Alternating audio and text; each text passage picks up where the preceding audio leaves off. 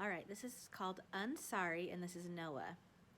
For all the 800 million videos on YouTube, you had to figure there was at least another 800 million that never got filmed. YouTube has its conundrums too. A, the best stuff comes when somebody does something awesome. B, awesomeness is unpredictable, so it isn't practical to have a camera in hand at all times to capture it. Me being the hero of the Valentine's dance, for instance. One day it might be possible to hardwire a person's optic nerve to a tiny memory chip implanted in the base of the skull. You need a simple internet connection to upload the images to YouTube. With our best minds focused on curing diseases and stuff like that, I wasn't holding my breath. Speaking of the dance, Friday night had not been kind to Tin Man. Oh, the scratches could be buffed out, the dents repaired, and the broken forklift arm reattached again, but the motor that ran the lift mechanism had suffered permanent damage, and Oz said our budget for new materials was exhausted. Abigail was distraught. But if we don't have a lift mechanism, we'll have to withdraw from the competition. This project had JC so stressed out that she started talking about South American butterfly migrations. If anyone knew more random facts than me, it was JC. But today it was getting on my nerves. My blunt trauma interior express is better, thank you very much. Who cares about your dumb bloody nose? Abigail snapped. I care, I shot back. It really hurt. I didn't see any of you guys single-handedly rescuing Tin Man in the riot. For some reason, I was getting no credit at all for sacrificing my body. If it isn't on YouTube, it might as well have never happened. More like you caused the riot, put in Latrell sourly, when you jumped on everybody from the top of the DJ booth. It wasn't a jump, I explained through clenched teeth. It was a takedown. It was a textbook wrestling move. Chloe turned to Donovan. Your two friends named Daniel. Why did they do that? Why would they want to mess with our robot? Donovan shrugged. A lot of kids have attitudes about the gifted program, and those guys definitely had an attitude now that I'm in it. Look at this place. Hardcastle's an ancient ruin compared to here. They've got about a 16th of the stuff we do.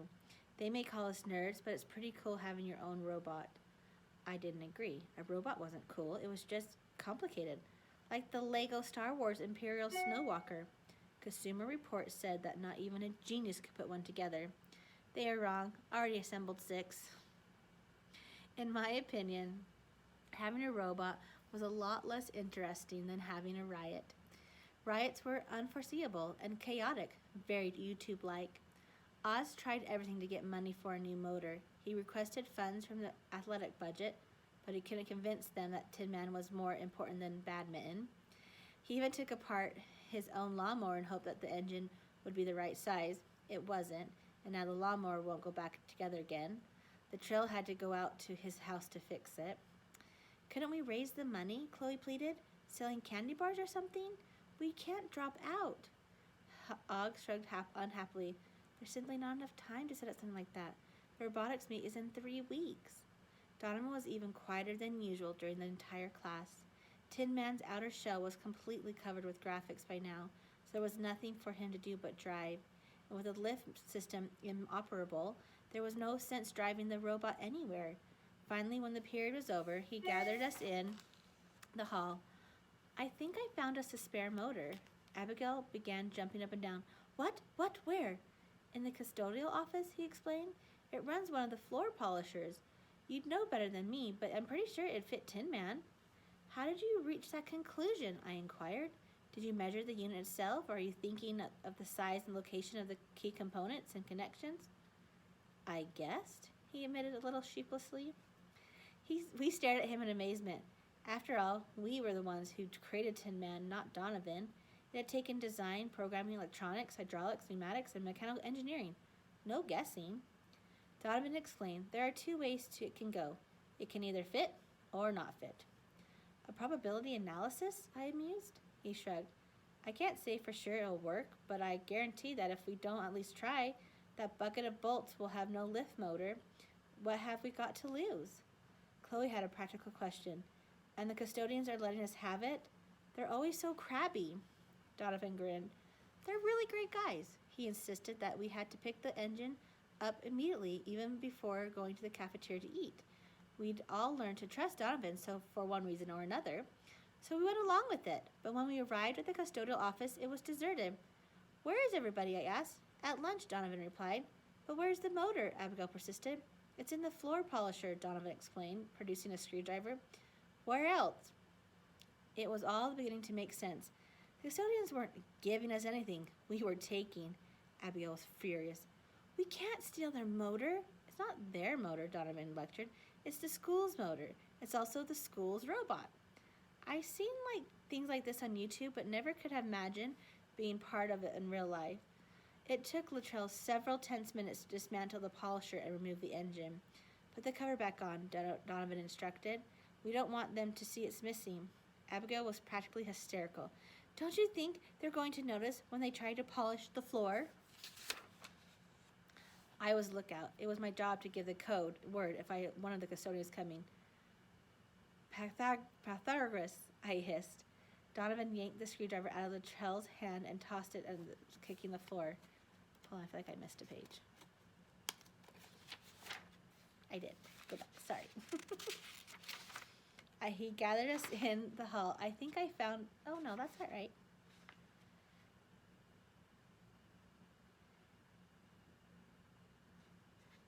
Try to polish the floor. I was lookout. Okay, never mind. Found where. I was a lookout. It was my job to give the code word if I saw the custodians coming. Pythagoras, I hissed. Donovan yanked the screwdriver out of Latrell's hand and tossed it out of view while kicking the floor polisher under a workbench. In the same motion, he herded everyone into the supply closet, jammed in after them, and slammed the door. I've never seen anybody move so fast. It's okay, I recalled. I was just testing. Donovan came out of the closet and fixed me with twin lasers.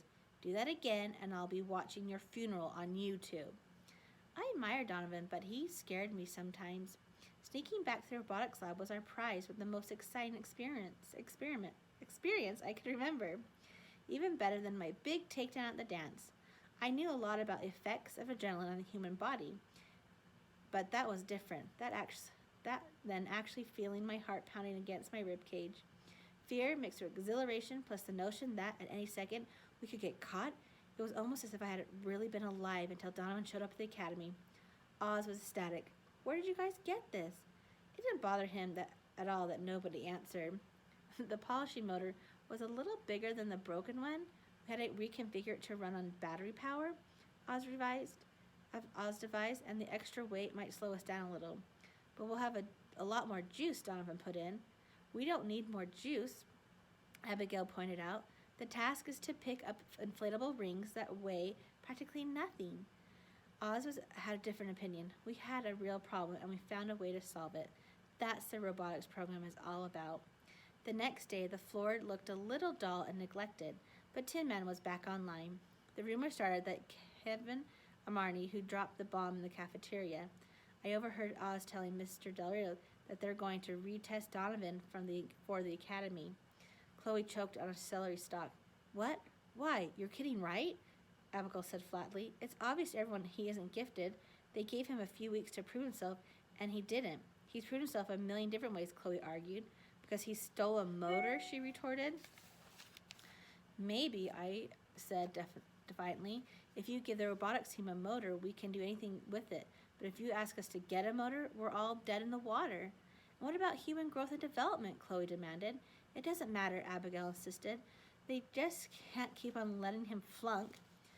They'd do it with me, I muttered. I love to retest it. I'll show them the true meaning of flunk.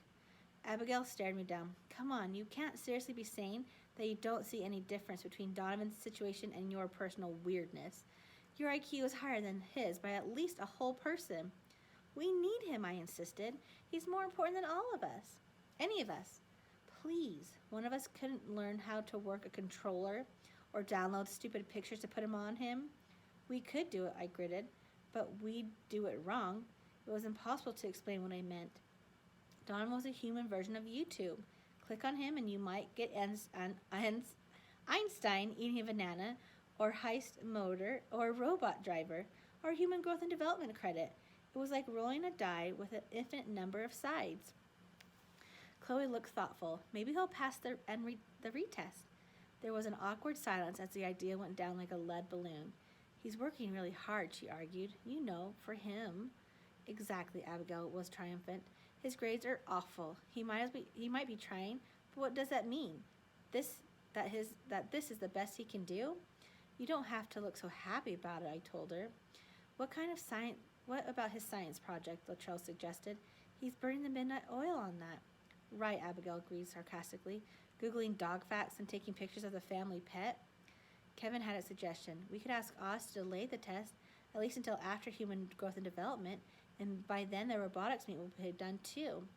Chloe was annoyed. A little selfish, don't you think? Besides, Luttrell told him, big-time colleges bench superstars who are household names because their grade point average dropped below 2.0. He's toast. We're toast, groaned Kevin. If we go to the meet without Donovan, Cold Spring Harbor is going to run all over us again. Not necessarily, Abigail said defiantly. Even she didn't sound convinced. JC seemed to be bursting with something to say, but when we turned to her, she just mumbled, nothing.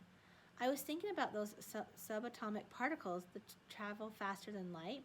I guess it doesn't help Donovan to know Einstein was probably wrong. He could study, Chloe suggested, and when snorts of laughter greeted this, she added, we could help him study, or, I put it thoughtfully, one of us could take the test for him and make sure he passes. Oh, right, scoffed Kevin, like one's going to notice it's the wrong person. The test is on a computer, remember? All we have to do is gain remote control of his mouse and change just enough of his answers to put him over the top. Abigail was horrified. That's cheating. Do you know how much trouble you get in for that? I was intrigued. How much? In my case, I'd probably just take the opportunity to give him extra credit. The whole system was against me. If you get caught doing something like that, Abigail warned, voice rising, it would go on your permanent record. You never get into Stanford or MIT with a black mark like that. Really? I asked. Abigail rolled her eyes. For you, they just add 20 grand to your scholarship. Chloe shook her head sadly. I feel bad for Donovan. He's a really good person. I got mad at him at the dance, but now I know he was only trying to protect me. I wish we could have helped him, legally. I realized something about Donovan then. We were two sides of the same coin. He was struggling to stay in the gifted program, and I was struggling to get out. This is untested, and it's Donovan's point of view. Noah Euclid gave Daniel Sanderson a black eye at the dance on Friday night. It happened when Noah did the Wrestling Mania dive from the DJ speaker tower. Somehow he must have kicked Sanderson in the face with his mother's red leather boot. I'm sure it was an accident. Noah wouldn't hurt a fly. Technically, it was all my fault. I'm the one who turned Noah onto YouTube, and that's where he discovered professional wrestling. I didn't feel bad, though, because Sanderson totally had it coming. My only regret was Noah couldn't have gotten an S-bomb with the other foot. Trust me, I didn't hear any of this from the Daniels themselves. I told my parents and Katie that if one of those guys called or came by, I was officially not at home. But why, Donnie? They're your best friends. I thought they were my friends when I showed them the robot, I replied. But when they went behind my back and wheeled into the gym so 1,000 idiots could use it as a punching clown? What do you care about their robot? Katie challenged. I'm the driver, I argued. We're like the Lone Ranger in this horse. Her eyes narrowed. Any idiot can work a joystick. What else do you do on the project? Did you help build it? Part of it. She was unconvinced. What part? The exterior, I said stubbornly. You can't even make craft dinner, Katie accused. Where would you learn how to build a sophisticated piece of technology? It's not about the robot, it's about the Daniels, I insisted. Those guys think they can treat the gifted kids like they don't measure up as humans. You can't push people around in front of a dozen chaperones so they took it out on Tin Man. I'm not talking to them. Mom respected my wishes, but on Wednesday, Nesbaum took a picture of Sanderson's face on his cell phone and texted it to Katie. She always has a soft spot for the Daniels, if you can imagine Katie having a soft spot for anybody. Anyway, when she showed me the picture, I did a double take. Sanderson looked like he'd been hit by a train, not a half-pint YouTube-obsessed genius. What a shiner. His eye wasn't black, it was purple and yellow and green, and a few shades I didn't know the names of. Noah did that? My sister exclaimed in amazement. He comes across like a dork, but he's got killer moves, and his mom had the killer footwear. In the end of my conscience won out, and I headed over to Sanderson's. If the Daniels were texting my sister, they were really angling for a visit, which meant they probably wanted to apologize. I guess I had to go over there and let them. Sanderson might have been suffering, but it hadn't stopped him from milking this injury for all it was worth. He had Deidre and Heather over there, holding his hand and refreezing ice packs for his poor eye. Nesbaum was on the scene too, limping a little just in case there was any sympathy spillover from the girls. If I thought I was going to get an apology, it was mistaken. Instead, everyone started talking about the night of the dance and that bully. I swear, I had absolutely no idea who they were talking about. The only bullies in the gym had been the Daniels themselves. What bully? I asked finally. You know, said Sanderson, the one who hit me, that bodybuilder in the wrestling outfit. I was blown away. With the red boots? Sanderson gave me a beseeching look. He was determined to prove in front of the girls that he'd been brutalized by a huge monster, and he expected me to back him up. He picked the wrong person the wrong day. Noah Euclid could lose a fight to a spider web. He's 6 inches shorter than you, and he weighs about as much as your cat. He's a black belt in Taekwondo. Dedra spoke up. You guys in the academy may think you're special just because you're smart, but you can't go around punching people. This Noah delinquent could be kicked out of school for what he did. I laughed. Noah? He couldn't get kicked out of the school for murder. The Daniels stuck out their guns, though. Every time they mentioned Noah, he got bigger and meaner and trained by a more secret paramilitary organization. As soon as the girls were gone, though, they offered a little more remorse for kidnapping the robot, in a Daniels sort of way. Yeah, I guess it kind of was uncool, Nesbaum murmured, but you should have seen the look on your face. Totally worth it, agreed Sanderson. At least till the little ninja cold-cocked me. And by the way, thanks for nothing for having my back with Heather and Deidre a minute ago. I laughed mirthlessly. You better pray they never get a look at Noah close up. You better pray he never gets to look at me, Sanderson promised darkly. That's quite a crowd you hang out with over the genius school, Nesbaum observed. You never told us plaid shirt was a normal one. For some reason, that really got me. You know, a few of those kids are so smart that they were not even smart enough to understand how smart they are. So leave them alone, and definitely leave the robot alone. We were just fooling around, Nesbaum mumbled. We used to know a kid who did stuff like that all the time, a kid named Donovan Curtis. I almost forgave them, because they definitely had a point. What were a few bumps and scrapes on Tin Man compared to the wreckage I visited on the Hardcastle gym? They were the same old Daniels. I was the one who was different. Besides, with my big retest coming up, you had to figure that I'd be back at Hardcastle Middle School before too long. I was going to need some friends there. I approached the upcoming testing the way a death row inmate approaches the date of his execution. Reluctantly, with their feet dragging, it was kind of touching how many of the robotics classmates offered to help me study, coach me, with the exception of Abigail, who was planning to relish my failure. Everyone seemed to be pulling for me. A lot of it might have been because of Katie, or because I was the best person in the drive to drive Tin Man at the robotics meet. But I like to think some of it was because they accepted me as one of them. Even though I was so far below them, I was intellectually that I needed to telescope to see the soles of their shoes. Chloe offered to work with me at least 20 times. She was kind of offended that I kept blowing her off. I couldn't make her understand that it was nothing personal. I probably should have come out and told her point blank that I had even less chance of comprehending what she knew than I had passing the test. When I finally caved and I let her help me with math portion, she talked so far over my head that all I could hear was air whispers. And every time she tried to dumb it down, it became a little bit harder to understand. When we were done, she looked at me in genuine alarm. Oh, wow, Donovan, what are you going to do? Translation, sticking a fork in me, I'm done. I shrugged. I'll put in some time tonight. Maybe it'll click. She wasn't buying it. You need more than a click. You need a miracle. Maybe you could get Noah to tutor you? He'd do it. Any one of us would. I laughed bravely. If I can't understand you, a study session with Noah would be like my head explode. Funny, even though Chloe was back to her plaid shirts and baggy jeans, I kept seeing her as she looked all dressed up at the party. The idea of her finding out exactly how smart I wasn't had become kind of sad to me. I even had a plan for cleaning out my locker after school hours so there would be less chance of her witnessing my disgrace. One day I'd be there, the next I'd be gone. After a few weeks, maybe somebody would say, "Remember that guy who used to go here for a while? What was his name again?" No one would have the answer except Noah, and he would pretend he didn't. Eventually, all that would remain of my time in the academy would be the faded pictures peeling off Tin Man, and by then no one would be able to recall who had put them there. On the big day, things were quieter than usual in the robotics lab. Nobody would meet my eyes, not even Oz.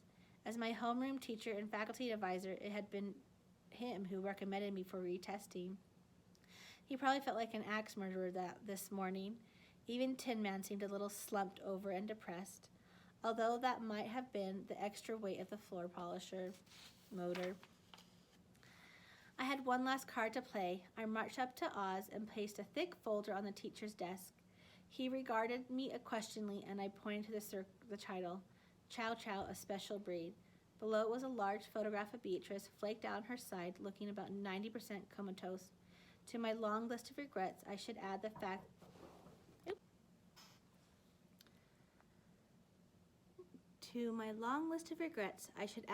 that I had waited to take the picture until she was too far gone to be alert and alive. My science project, I announced. Shouldn't this go to Mr. Holman? He asked. I thought maybe you could hand it in for me. I explained lamely, since I might miss science day while I'm taking the test. My pathetically desperate Technicolor hope was that he'd see the fabulous project, realize that I was working my butt off, and cancel the retest. But he didn't even open it. Sure, he said very absently and glanced at his watch. Noah drifted by my desk. Good picture, he commented. Interesting idea to use a pregnant dog. The earth lurched. Pregnant? I rasped. Beatrice? Of course, the young genius pointed out the features that had gone by me and my entire family. Notice the distended belly and the languid posture? Weren't you paying attention in human growth and development when we compared human pregnancies to those of other mammals? I couldn't even respond. So rocked was I by this news. Wait till Katie got a load of this one. Her tank commander husband wasn't expecting not one blessed event, but two. Brad's sainted mother must have let Beatrice run wild, and look what happened. Later, when the dog started acting funny, Fanny had dumped her on us so she wouldn't have to take the blame. My project, the one that was going to prove I belonged at the academy, didn't mention a single word about pregnancy, so it was all stupid. I snatched up my folder. I just needed to make a few last-minute adjustments. At that moment, the PA system crackled to life. Mr. Osborne, would you bring Donovan Cardis to the library? 10 minutes, I pleaded. I don't know if the voice heard me, but the announcement continued, Immediately, please. That's where it was going to happen, the library. That would sit me down in front of a computer and feed me questions I didn't have the answers to. In the end, it wouldn't matter that my Chow Chow project was a disaster. I wouldn't be in the gifted program much longer. I squared my shoulders to my classmates. Later, guys. But what I meant was goodbye. They looked devastated. Even Abigail seemed a lot less happy than I expected her to be. Either that or she was holding off on the celebration until I was officially out. The walk to the far side of the building had never seemed shorter. The test will be coming over the internet from the State Department of Education, Oz explained as I took my seat. Don't be nervous. It's not meant to trick you. It's meant to let you show you what you know. That was not at all comforting. The State Department of Education made me cool my heels. I sat stiff-necked misery, sweating. The bell rang. Homeroom was over. I heard the sounds of the moving feet in the hall. Life was going on for everyone but me. Oz gripped my shoulder. We're all rooting for you, Donovan. Thanks, I said in somebody else's voice as he abandoned me to my fate. The first question appeared on the screen. I read it over once, Twice? 3 times? No idea. None. Zero. Zilch. Nada. Of course I had known this was coming, but somehow you always hold out hope. Nobody was perfect. Maybe they gave me the wrong test, like for a second grade remedial. It was possible. But no, this was the real thing. And as I looked into those words and numbers and symbols that meant absolutely nothing to me, I could almost see Dr. Schultz waiting at the front door of Hardcastle Middle School. It wouldn't take long for him to find me there.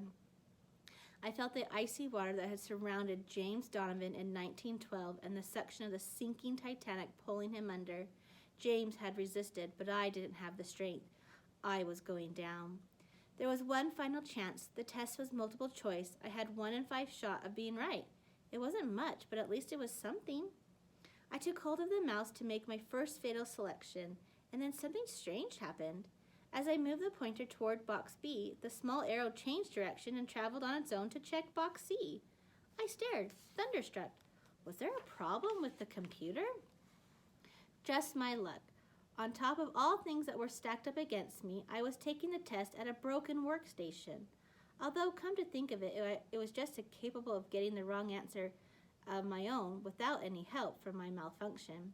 I considered changing C to B, but C was just as likely to be correct, so I left it and clicked next. Question 2 seemed to have something to do with chemistry, but again, way out of my league. This time I settled on A because, well, did there have to be a reason? I clicked it, and then it happened again. I lost control of the pointer. It deselected my choice and immediately checked box C. Then without any action from me, it hit next and question 3 appeared. Maybe I wasn't gifted, but I had the brains to know that this was no electronic glitch. There could be only one possible explanation for it. My computer had been hacked. Somebody was taking the test for me. My first reaction was an emotional one. Another human being cared enough to keep me at the academy. Most of my classmates were so wrapped up in their own skills and talents that they barely noticed anybody else existed. Yet someone had noticed me, and this person was going to great lengths and risking big trouble to bail me out. For a second there, my eyes actually filled with tears, and I almost missed my remote angel answering question 3. I would have bet money that I had no friends in this place, but somewhere in this building or even outside of it, hunched over a laptop was the greatest friend I ever knew I had. Would the Daniels do something like this for me? Okay, the Daniels couldn't pass this test if an alien microcomputer crash-landed inside their skulls. But even if they could, would they go out on a limb for me? I seriously doubt it. Who was doing it? They were all smart enough, but it took more than smarts. It took guts, and that was in short supply at the academy. It could even be a teacher, Oz or Belawaka, trying to prove that the gifted program didn't make mistakes. I noticed the librarian looking at me curiously, so I took hold of the mouse and pretended to be busy at work. By the time I was on question 11 and cruising, my bewilderment was beginning to morph into relief. My date with Dr. Schultz and the consequences of the Atlas incident had been put on hold. I was dog paddling again. This time it took a little help. Okay, a lot of help. But I was still afloat, just like James Donovan. The librarian shot me an encouraging smile when what she saw was a student who had all the answers. And I did, except one. Who was doing this for me?